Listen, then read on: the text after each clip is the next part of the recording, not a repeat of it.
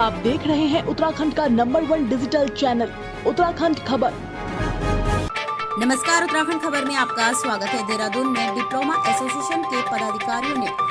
सरकार से एलोपैथिक फार्मासिस्टों से अतिशीघ्र नियुक्ति की मांग की है।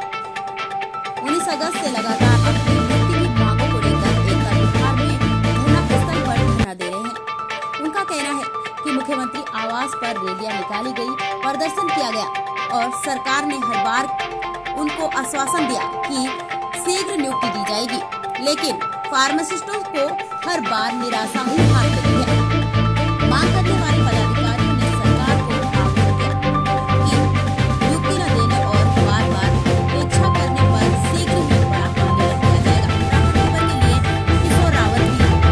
भी। जो प्रेस कॉन्फ्रेंस करी है आज जो हम कर रहे हैं, इसके पीछे जो मेन उद्देश्य हमारा यही है, सरकार को यहाँ से इस आपके माध्यम से, मीडिया के माध्यम से ये चेताना चाहते हैं कि अगर जो आने वाली जो कैबिनेट है, 23 तारीख की जो कैबिनेट है, यदि इसमें हमारा जो संज्ञान है नहीं लिया जाता है तो आने वाला जो समय है, 23 तारीख के बाद का जो समय है, पूरा जो 21,000 जो बेरोजगार फार्मासिस्ट है वो आक्रोशित होकर सड़कों पर आ जाएगा, जिसकी पूर्ण जिम्मेदारी सरकार की होगी। मैं बताना चाहूँगा कि हम 19 अगस्त 2021 से एकता विहार धरना स्थल पर हम आंदोलनरत है और 19 अगस्त के बाद हमने लगातार रैलियां करी है, प्रदर्शन किया, मुख्यमंत्री आवास कूच किया है, विधानसभा कूच किया है। उस समय विधानसभा सत्र भी चल रहा था और हमें उम्मीदें थी कि उसी सत्र के दौरान ही हमारा जो मामला है संज्ञान में सरकार लेगी और वहां पर जो हमारा जो प्रकरण है उसका समाधान निकलेगा। लेकिन ये बड़ा दुर्भाग्य है कि आज 93 डेज होने के बाद भी हमारा जो मामला है जस का तस बना हुआ है और जो हमारे जो माननीय स्वास्थ्य मंत्री जी है उनका जो रवैया है हमारे प्रति वो बहुत अड़ियल है, बहुत संवेदनहीन है और बड़ा दुर्भाग्य है कि अगर इस तरह के हमारे जो जनप्रतिनिधि है, यदि बेरोजगारों का इस तरह से अनदेखा किया जा रहा है, और बेरोजगारों का नहीं है क्योंकि जो स्वास्थ्य एक है बहुत मूलभूत आवश्यकता होती है किसी भी प्रदेश की, किसी भी राज्य की,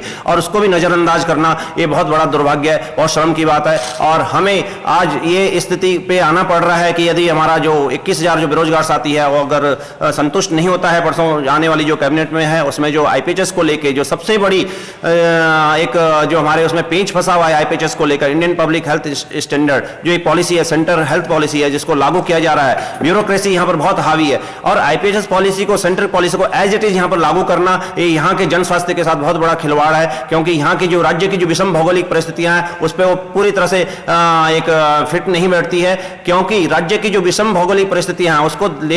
उसको ध्यान में रखते हुए तत्कालीन सरकार ने वर्ष 2005 में एक व्यवस्था बनाई थी, जो दूरस्थ हमारे पर्वतीय क्षेत्र में जो उपकेंद्र है, जो सबसे छोटी स्वास्थ्य इकाई जिनको कहा जाता है, और वहां पर एक व्यवस्था दी थी कि वहां पर एक फार्मासिस्ट का पद सर्जित करके लोगों को जो प्राथमिक स्वास्थ्य उपचार की जो सुविधा है उनके घर के नजदीक में ही उपलब्ध हो पाए। और आज ये सरकार उसको भी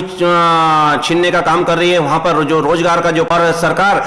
बिल्कुल अनदेखी कर रही है, लोगों के स्वास्थ्य के साथ साथ में बेरोजगारों के साथ साथ में अनदेखी कर रही है। साथ में बताना चाहूंगा कि तत्कालीन सरकार ने, जो कांग्रेस की सरकार थी 2016 में, उन्होंने फिर दोबारा एक पहल करी थी, क्योंकि 1904 उपकेंद्र है, छोटी इकाई है, उन्होंने फिर एक पहल करी थी 2016 में 600 उपकेंद्रों पर फार्मासिस्ट की भर्ती करने के लिए विज्ञापन प्रकाशित किया था, लेकिन वर्तमान सरकार के द्वारा उसको भी निरस्त कर दिया गया कैबिनेट के माध्यम से। तो हम ये कहना चाहते हैं कि अगर राज्य बनने के बाद इस तरह की अगर स्थिति है, अगर सरकार रोजगार नहीं दे सकती है, तो जो सर्जित पदों को है उनको भी छीनने का जो काम कर रही है वो बिल्कुल असहनीय है। हमारा जो बेरोजगार साथी है, जो 20 सालों से रोजगार की राह देख रहा है, अगर 21 साल के बाद उसको इस तरह की अगर कंडीशन झेलनी पड़ रही है और सरकार उसकी अनदेखी कर रही है, तो आप अंदाजा लगा सकते हैं कि अगर